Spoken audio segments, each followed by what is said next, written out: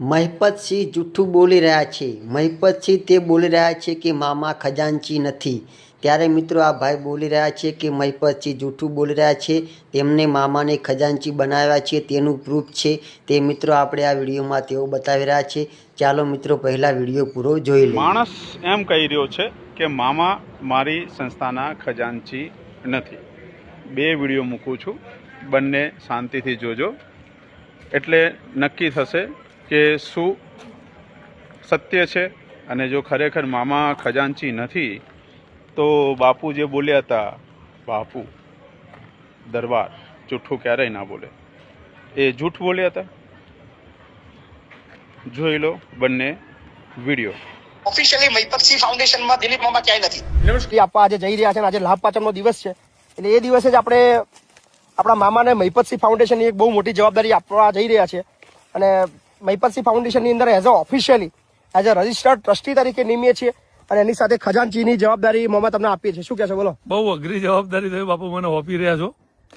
હું તમારી જે પણ મેં એ વખતે કીધું હતું કે તમે જે પણ મને જવાબદારી આપો છો હું દિલથી ઉપાડી લઈશ.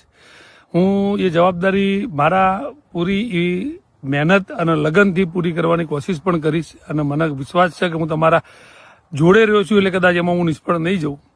તમે જે સ્પીડ પકડી છે એ સ્પીડમાં મારા તમારા અંગાથી દોડવું બહુ અઘરું પડશે, પણ હું દોડવાની કોશિશ તો કરી છે. કારણ કે તમે રાતમાં તમે વૃદ્ધાશ્રમ નવો બનાવી દો છો, રાતમાં તમે સવારે ફોન કરીને કહેશો કાલે લોકાર્પણ છે, પણ એ સ્પીડને હું તમારા અંગાથી પકડવાની કોશિશ કરીશ. અને તમે જે પણ જવાબદારી આપી છે એને પૂરી ઈમાનદારીથી અને પૂરા મહેનત લગનથી હું એના પૂરી કરવાની કોશિશ પણ કરીશ. અને માતાજી કરશે તો કદાચ બાપુ જે તમારું સપનું છે, હજી એક સપનું આપણું બાકી છે, એ તમે જાહેર નહીં કર્યું, હું એ નહીં કરતો, પણ એ સપનું જ્યાં સુધી પૂરું ના થાય 2026 હેલો મિત્રો, જે લોકો મહિપતસિંહ ફાઉન્ડેશનનો જે વિરોધ કરે છે ને એ લોકોને એક સામાન્ય કેલ્ક્યુલેશન હું સમજાવું. મહિપતસિંહ ફાઉન્ડેશનમાં 4000 માણસો છે, બરોબર?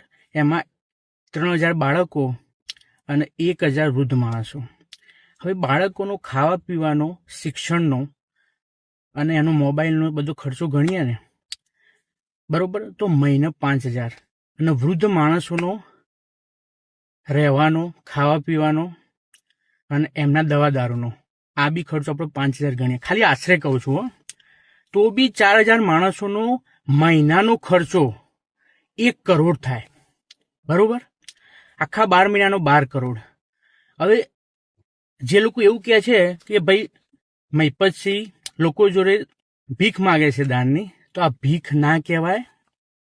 હું તો કહું છું તમે ગમે એટલું દાન આપો ને તો બી ઓછું પડે.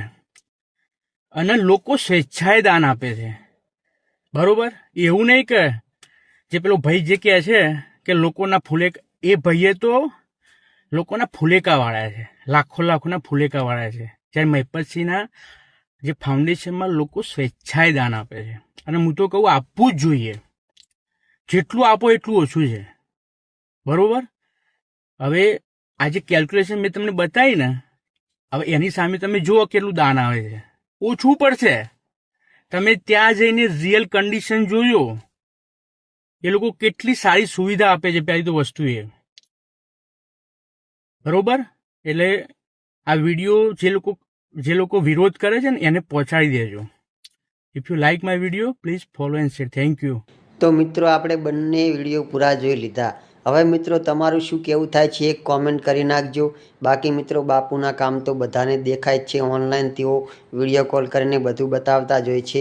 એટલે મિત્રો તમારું શું કહેવું થાય છે, તમે બાપુને સપોર્ટ કરો છો કે નથી કરતા, એક કોમેન્ટ કરી નાખજો. અને ચેનલ પર નવા આવ્યા હોય તો વિડીયોને લાઇક, શેર, સબસ્ક્રાઈબ કરી દેજો, જેથી મિત્રો નવા વિડીયોનું નોટિફિકેશન તરત જ મળી જાય. જય માતાજી.